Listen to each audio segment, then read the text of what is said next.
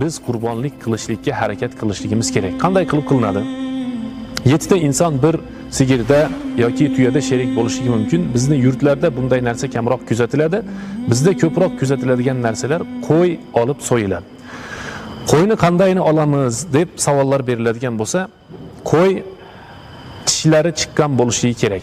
Ostidagi ikkita tishi kattayib chiqib qolgan bo'lsa, o'shini sunoi deydi. 4 tasi chiqsa ruba, 6 tasi chiqsa sudais deb nomlanar ekan. Semiz bo'lishlik kerak. Kamchiliklardan, nuqsonlardan uzoq bo'lish kerak. Biror bir a'zosining 3dan 1 qismi kesilmagan bo'lishlik kerak.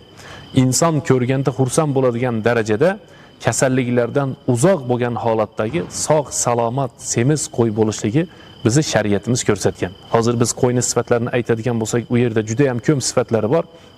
Masalan, qo'yning junlari hammasi tabiiy bo'lishligi, qo'y xotirjam o'zi bosishligi